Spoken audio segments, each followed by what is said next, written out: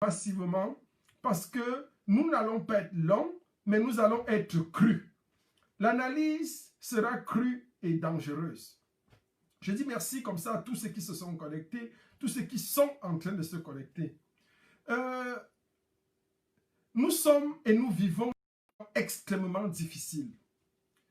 Le direct d'aujourd'hui est un direct qui pose une problématique simple. Nous sommes en période de guerre. Nous sommes en période de guerre, nous sommes en situation extrêmement grave. L'urgence, la gravité, la peine, la pénibilité.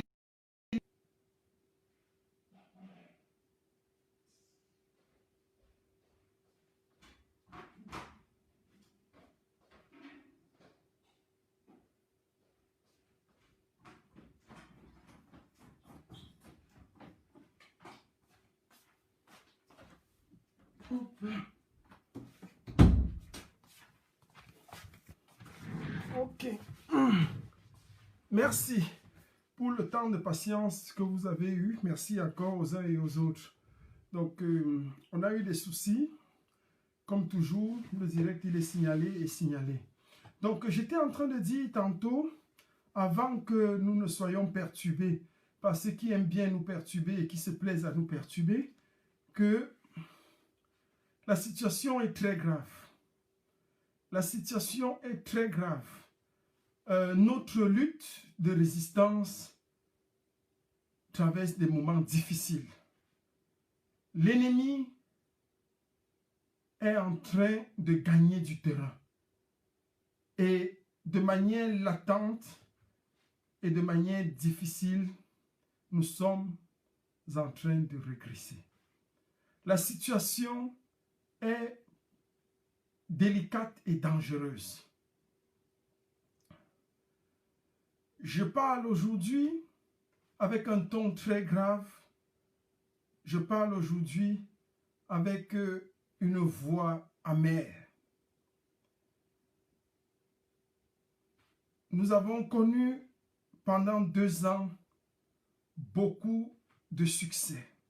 Nous avons connu depuis 2 ans des victoires écrasantes, des victoires pétillantes, des victoires énormes, des victoires significatives et signifiantes. Et des victoires dont les répercussions sont allées jusqu'au 237. Les bénéfices, les mérites des opérations comme la prise des ambassades dictée et érigée par la conférence internationale de Berlin, les batailles de Genève, les batailles de l'hôtel Meurice sont allées jusque dans les tréfonds du régime tyrannique et satrapique de Yaoundé. Nous avons marqué des points inéluctables. Nous avons aussi connu, entre autres, des défaites. La défaite de Lyon, par exemple, nous a enseigné beaucoup de choses. Elle nous a enseigné l'humilité. Elle nous aura enseigné la notion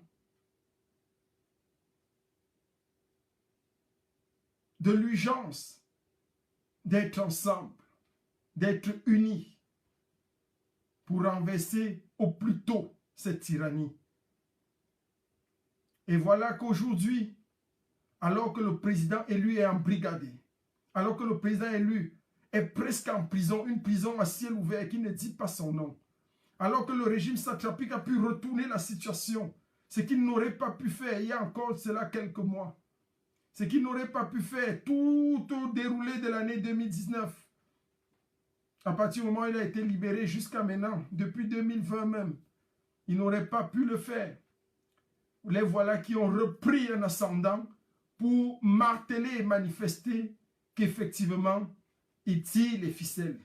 Le régime de Yaoundé a, je dirais en d'autres termes, reboxé les cartes et nous a obligés à rentrer à la case de départ pour réapprendre, recommencer à partager les cartes et repartir à zéro.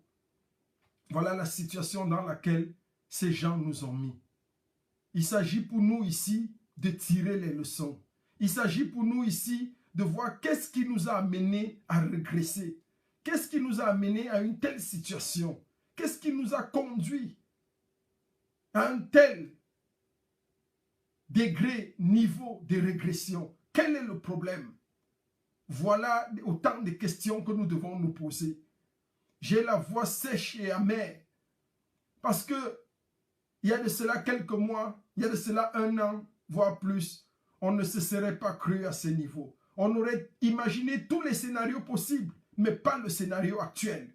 Le scénario actuel, pour tout combattant sérieux, il devrait être en train de pleurer. J'ai du mal à croire comment on peut, en de telles situations, trouver le sommeil. Le leader, notre leader, alors que je prends la parole ce soir, j'apprends même il y a de cela quelques heures encore, que l'assaut aurait été lancé dans son domicile, soit pour l'arrêter, soit pour l'embrigader, soit. Il y a tellement d'hypothèses. Et il n'y a rien de plus dangereux et de plus embêtant. C'est que lorsque nous n'avons pas les cartes en main, nous sommes soumis et abstraints au diktat de celui qui boxe les cartes. Il peut faire beaucoup de choses. Et nous avons laissé ce régime boxer les cartes. Pendant près de 2 ans, nous avons obligé ce régime à courir après nous. Nous avons obligé ce régime à languir après nous. C'est nous qui donnions le ton. C'est nous qui dictions. Et le régime était aux abois, se demandant qu'est-ce que nous allons encore faire. Chaque jour qu'il dormait, il se demandait qu'est-ce que nous allons encore faire. Qu'est-ce que ces gens vont encore inventer? Qu'est-ce que ces gens vont encore nous dire? Mais aujourd'hui, nous les avons laissés peut-être pour un temps, soyez rassurés. C'est juste là le temps. Vous savez, dans toute révolution et dans toute lutte, il y a des hauts et des bas. Il y a des temps morts, il y a des temps forts. C'est peut-être et certainement notre temps mort. Réajustons nos ficelles. Aiguisons nos armes. Préparons-nous pour que lors du temps fort, que nous frappions de manière dure et durable et que nous frappions définitivement ce régime tyrannique et satrapique. C'est un moment difficile. Le général Olivier Tchanan, je te salue, l'homme fort. C'est un moment très difficile pour nous. La vérité voudrait que nous reconnaissions que c'est un moment difficile. Reconnaître que nous passions un moment difficile ne veut pas dire qu'on a perdu. Loin de là. Je suis et je serai humblement le dernier à croire qu'on peut perdre cette bataille et le dernier à quitter le navire quand bien même tout le monde serait parti. Le live d'aujourd'hui ne porte pas sur des lamentations ou des pleurs. Il porte sur une espèce d'analyse crue de la situation actuelle pour savoir exactement comment est-ce que nous pouvons nous réajuster, qu'est-ce que nous pouvons faire, comment nous rectifier pour pouvoir améliorer nos capacités et gagner la bataille définitive, la guerre définitive. C'est de ça qu'il est question. C'est une suite. La guerre est une suite de batailles. S'il faut aller sur le plan numérique, nous avons gagné plus de batailles que le régime en place. Et des grandes batailles, toutes les grandes batailles, nous les avons remportées. À notre actif, nous avons au moins 10 batailles remportées contre 1 ou 2 pour le régime. Donc si la bataille d'aujourd'hui est remportée par le régime, la bataille des séjours qui précèdent est remportée par le régime, ça ne veut pas dire que le régime a gagné. Je demande, c'est pour ça que quand on parle toujours, quand je vais parler, il faudrait toujours être un tout petit peu, juste, je n'ai jamais eu la prétention de parler trop intelligemment, je ne suis même pas trop intelligent, mais je parle toujours quand même pour ceux qui ont un niveau élémentaire, coup moyen 2 c'est bon, coup élémentaire 2 dans des temps anciens, c'est bon pour comprendre. Donc je vois quelques petits sardinats aigris et idiots qui se commencent à dire ouais, il ne s'agit pas de ça. Nous reconnaissons nos forces et nous reconnaissons nos faiblesses. C'est de ça qu'il est question. Et là est le but de ce direct. Le but de ce direct, c'est de dire effectivement que nous sommes en train de traverser des moments difficiles. Et La reconnaissance de ce que nous traversons comme moment difficile repose sur un seul fait. Nous devons accepter que plus que jamais, nous sommes dans un seul bateau. Plus que jamais, soit le bateau coule avec nous tous, soit nous ne survivrons pas. C'est de ça qu'il est question. Et là est la grande difficulté. Là est le grand dilemme. Toutes les batailles remportées par le passé ont été remportées dans la cohésion du groupe. Toutes les batailles remportées par le passé l'ont été dans une harmonie. On n'est pas obligé d'être amis. Je le dis toujours, harmonie ne veut pas dire amis. Cohésion ne veut pas dire dormir ensemble. Ce qui est bien dans cette révolution, c'est que nous avons un seul ennemi commun identifié. C'est Biya et son régime. C'est-à-dire le clan satrapique de Yaoundé. Bien que Biya étant mort, on va toujours citer son nom parce que c'est lui qui est la tête de Kondol de cette sorcellerie. Donc, c'est-à-dire Ngongo, tous ses accessoires. Nous avons identifié un ennemi. Nous avons un leader commun qui est connu et su de tous. C'est son excellence Maurice Kamto. C'est le leader incontesté et incontestable. Toute la diaspora, toute la lutte résistante sait que Maurice Kamto est le leader. Il n'y a pas deux leaders. Voilà des atouts et des éléments qui font notre force. C'est pour ça que j'ai mal. J'ai mal parce qu'en fait, on a tout pour réussir. J'ai mal parce qu'on a fait plier ce régime. J'ai mal parce qu'on a déjà démontré par le passé ce dont nous sommes capables. J'ai mal parce que notre force va au-delà de ce que nous sommes en train de déployer. J'ai mal parce que c'est embêtant. C'est un peu comme si sur un match de football, vous voyez le Real de Madrid être battu par le Canon de Yaoundé. C'est ça qui fait mal. C'est impensable. Même si le Real de Madrid aligne l'équipe B, B, B+, B-, c'est impossible. C'est impossible. Le régime de Yaoundé ne peut pas gagner sur nous.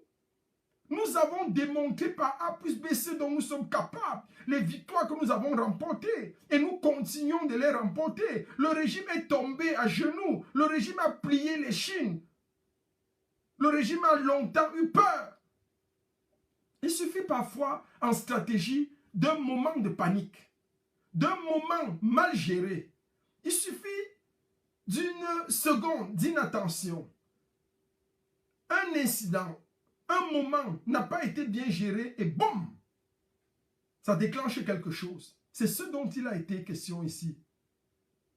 Nous devons faire très attention, très attention. Je vais le dire d'un ton sévère. Les dés sont jetés désormais. Soit nous allons nous lever et mener cette bataille de manière rude et sérieuse, ou alors nous allons tomber et sombrer définitivement. Ou quelques-uns, les quelques-uns qui vont continuer la lutte, auront certainement beaucoup plus de temps à gagner, mettront beaucoup plus de temps, mais finiront par gagner. Parce que nous n'allons jamais plier devant le régime satrapique de Yaoundé. Nous n'allons jamais plier devant la dictature de Biya et son clan. Jamais de la vie. Nous sommes obligés de gagner cette bataille. Nous sommes obligés de gagner cette guerre. Nous sommes obligés de la gagner. Si nous devons perdre cette guerre, ça veut dire que nous sommes condamnés tous à l'exil. Je dis bien condamnés tous à l'exil. Il faudrait donc que nous fassions attention. Nous sommes obligés, je dis bien obligés. Je le dis d'un ton sévère. Nous sommes obligés. Il faut que les gens se réveillent de leur sommeil. Nous devons nous réveiller pour comprendre que l'heure n'est plus à la blague. Le leader a été arrêté. Nous regardons.